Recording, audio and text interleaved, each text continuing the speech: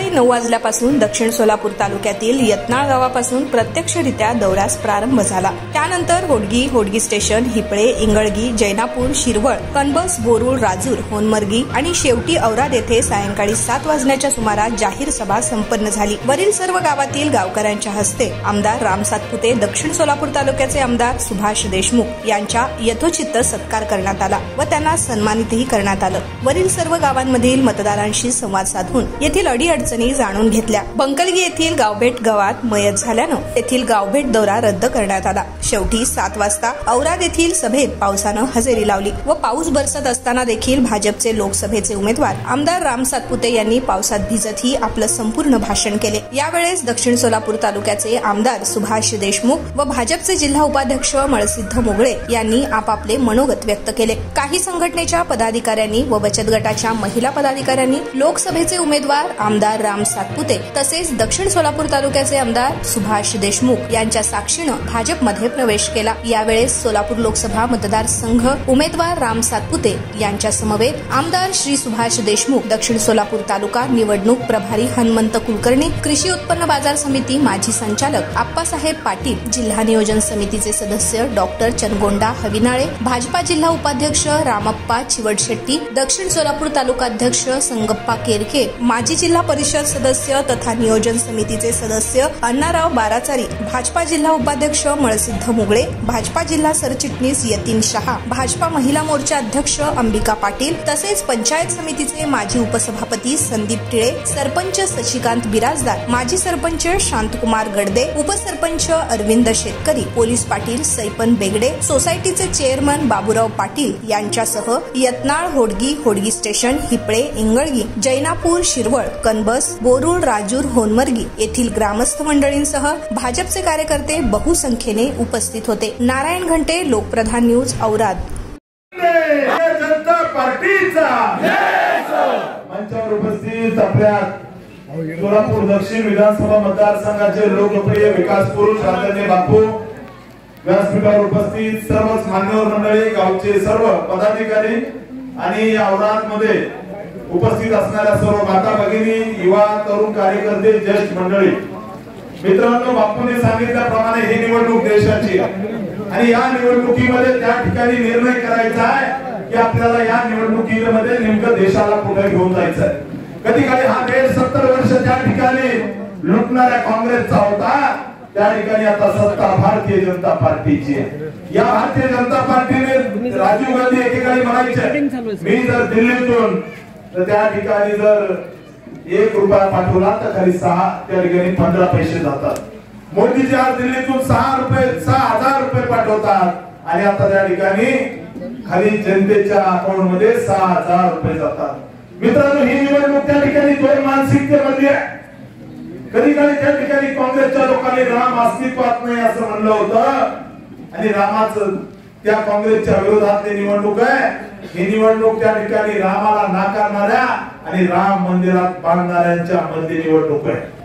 ही निवडणूक त्या ठिकाणी दोन मानसिकतेमध्ये आहे। ही निवडणूक हिंदूंना आतंकवादी म्हणणाऱ्याच्या विरोधातली निवडणूक आहे आणि भारत विश्वगुरू बनवणाऱ्याच्या बाजूची निवडणूक आहे। मित्रांनो, आपल्याला ठरवावं लागेल। ही निवडणूक त्या ठिकाणी एका ऊसतोड कामगाराचा मुलगा म्हणून मी निवडणूक लढवतोय। सोन्याचा चमचा तोंडात घेऊन जन्माला आलेलो मी कार्यकर्ता नाहीये, संघर्षाने इथपर्यंत आलोय। राम बोल, तुम आगे बढ़ो, हम तुम्हारे साथ हैं। जय श्री राम। त्यामुळे मित्रांनो, ही निवडणूक त्या ठिकाणी एक सामान्य कार्यकर्त्याची निवडणूक आहे। माळशिरस तालुक्याचा आमदार असताना हजारो लोकांचे ऑपरेशन करण्याचं भाग्य मला लाभलं। वाड्या वस्त्यावरील खेड्यापाड्यातील सामान्य जनतेचे अश्रू पुसण्याचं काम मी त्या ठिकाणी 5 वर्ष अतिशय प्रामाणिकपणे केलं। आपले नातेवाईक माळशिरस तालुक्यामध्ये असतील, कुणालाही विचारा, 100 लोकांना विचारलं तर 90 लोक म्हणतील आमदार चांगला होता, आमदार देव माणूस होता, आमचा आमदार तुमच्याकडे आलाय, तो त्या ठिकाणी सेवा करेल। मित्रांनो, या ठिकाणी आपल्याला अतिशय प्रामाणिकपणे सांगतो, मी संघर्ष करणारा कार्यकर्ता आहे। मला या ठिकाणी आपल्याला विनंती करायची आहे, ही निवडणूक सरळ आहे। ही निवडणूक विकासाच्या मुद्द्यावर लढतोय। कधी कधी 70 वर्षांचं सरकार होतं, यांना गोरगरीब शेतकऱ्यांची कधी चिंता नव्हती। सत्तेतून पैसा आणि पैशातून सत्ता हे यांचं गणित होतं। बापू आमदार होते त्याच्या अगोदरच्या काळामध्ये जर पाहिलं तर या दक्षिण मध्ये काय सुरू होतं आपण पाहिलेलं आहे. अतिशय प्रामाणिक नेतृत्व म्हणून आनंदरावजी देवकाते साहेबांनी इथं काम केलं, परंतु स्वतःची मुख्यमंत्री पदाची खुर्ची गाठण्यासाठी त्या ठिकाणी देवकाते साहेबांना खाली बसून इथं उमेदवारी लढवली आणि त्यानंतर षडयंत्र करून काय केलं या मातीला माहिती आहे मित्रांनो. त्याच्यामुळे माझी तुम्हाला कळकळीची विनंती आहे, मी काम करणारा कार्यकर्ता आहे, अतिशय प्रामाणिकपणे काम करणारा कार्यकर्ता आहे, त्यामुळे आपल्याला अतिशय विनंती करतो मित्रांनो, या निवडणुकीमध्ये चित्र स्पष्ट आहे. अक्कलकोट मधून आपण 50,000 पेक्षा जास्त लीड घेऊन पुढे येतोय. उत्तर मध्ये आपण त्या ठिकाणी काही झालं तर 70-75 हजाराचा लीड घेतोय. या दक्षिण मध्ये बापूने गावागावामध्ये या तालुक्यात एकही गाव असं नसेल की जिथं 2 कोटीचा निधी बापूने दिला नाही, एकही गाव नसेल. माझं विरोधकांना चॅलेंज आहे, तुम्ही मुख्यमंत्री असताना या तालुक्यात किती निधी दिला ते दाखवावं, आमच्या बापूने काय केलं ते दाखवतो. त्यामुळे माझी विनंती आपल्याला की मित्रांनो, या निवडणुकीमध्ये पूर्ण ताकदीने आपल्याला भारतीय जनता पार्टी सोबत राहायचं.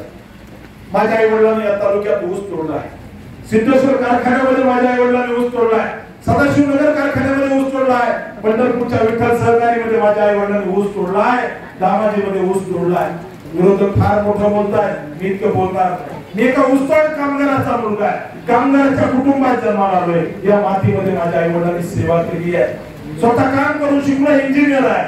त्यामुळे आपल्याला कळकळीची विनंती करतो, एक तुमचा मुलगा आहे, शेतकऱ्याच्या कुटुंबात जे भोगायचं असतं ते मी भोगलेलो आहे. कधी काळी माझ्याकडे फी भरायला पैसे नव्हते, त्या परिस्थितीतून मी आलेलो आहे. स्वतः काम करून शिक्षण केलेला मी कार्यकर्ता आहे, त्या ठिकाणी स्वतःच्या कर्तृत्वाला आलोय. माझा बाप कुणी आमदार खासदार माझी मुख्यमंत्री नव्हता, माझ्या खानदानात कधी कुणी ग्रामपंचायत निवडणूक लढवली नाहीये. मी आपल्या सगळ्यांसमोर तुमचा मुलगा बनून राहील, तुमच्या सोबत राहील, तुमच्या सोबत तुमची सेवा करेल हे त्या ठिकाणी सांगतो. जय श्रीराम. वरुणराजाचा आशीर्वाद मिळाल्यावर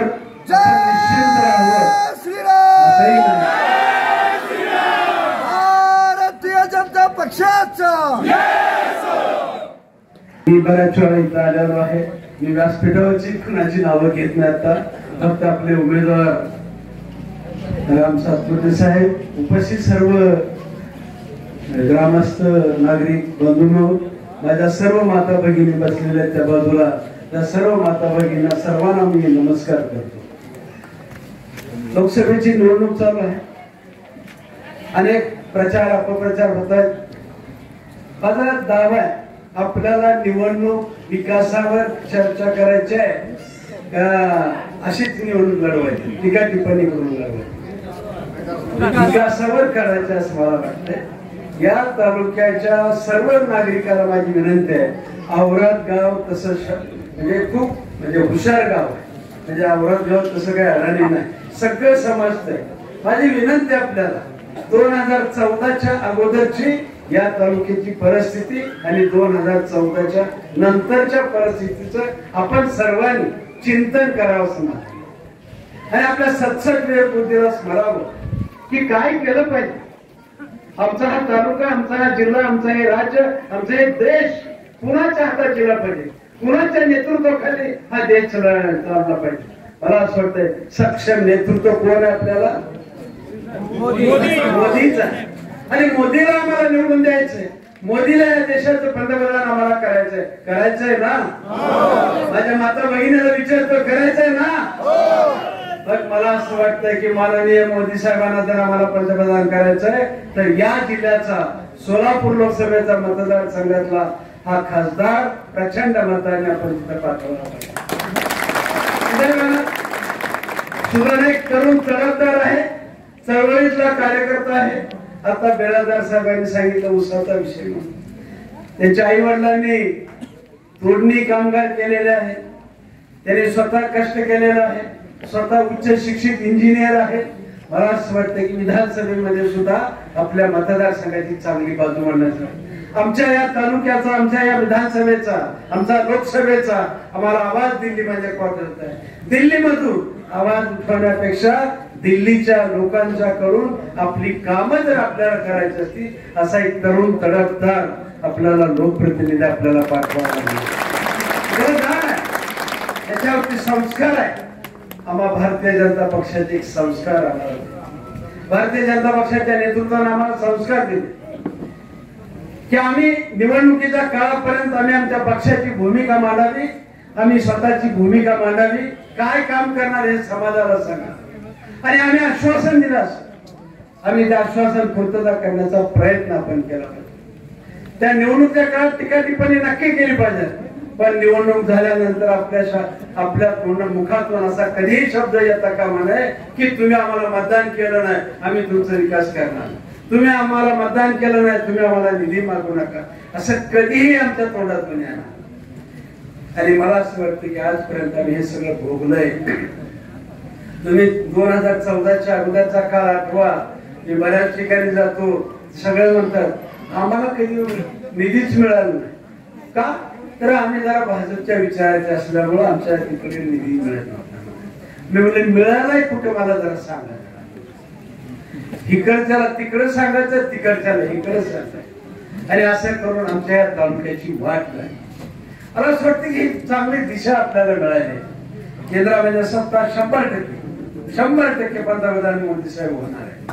ही काळ्या दगडाची पालखी करत असताना आम्हाला आमचा लोकप्रतिनिधी कसा असतो, त्या मोदी साहेबांच्याकडून आम्हाला कामं करून घ्यायची, अनेक मंत्र्याकडून आम्हाला कामं करून घ्यायची. तर एक तरुण तडफदार अभ्यासू नेतृत्व असलेला अभ्यासू कार्यकर्ता आपल्याला आपला प्रतिनिधी पाहतात. अनेक चांगला माणूस आपल्यासाठी मिळालेला आहे, हे आपलं भाग्य आहे खरं. आणि म्हणून मला या निमित्तानं फारसं मी चर्चा करत नाही, कारण वरुणराजाचे परत धारा वाढत चाललेले आहेत. आणि म्हणून मी आपल्याला हात जोडून विनंती करतो, आम्हाला आमच्या गावात या परिसराच्या विकासासाठी, आम्हाला आमच्या तालुक्याच्या विकासासाठी, जिल्ह्याच्या विकासासाठी हात जोडून विनंती करतो. आणि आता जे सांगितलेलं त्याच्या अगोदर मी आमचे संदीप जे असतील, आमचे शशिकांत जे असतील, आमचे गडदे साहेब असतील आणि पाटील साहेब, माझे चौघं नाही विनंती, हे चौघं तुमच्या भरोशावर काम करतायत. ही चारही मंडळी, तरुण मंडळी ही तुमच्या भल्यासाठी काम करतायत, या शेतकऱ्यांसाठी, शेतमजुरांसाठी काम करतायत. तुम्ही त्यांच्या पाठीशी खंबीरपणे उभं राहिलं पाहिजे. माझा दावा आहे त्यांच्या पाठीशी उभं राहायचं म्हणजे तुम्ही माझ्या बरोबर असल्यासारखं. माझ्या आणि त्यांच्या बरोबर आहेत म्हणजे राम सातपुते आणि भारतीय जनता पक्षाचे खासदार उमेदवार त्यांच्या बरोबर असल्यासारखं, आणि त्यांच्या बरोबर आहेत म्हणजे मोदी साहेबांच्या बरोबर आहे. आणि म्हणून मी तुम्हाला विनंती करायला आलोय की आज तुम्ही या औराद परिसरातील सर्व नागरिकांनी माननीय मोदी साहेबांना मताच्या रूपानं आशीर्वाद देणार का? आधी मी परत एकदा आपला आभार मानतो की मताच्या रूपानं जो तुम्ही आशीर्वाद मोदी साहेबांना देणार आहे त्याची उतराई आदरणीय रामभाऊ सातपुते केल्याशिवाय राहणार नाही, एवढं मी तुम्हाला वचन देतो. आणि आपण सर्व सर्वांचं मनापासून आभार.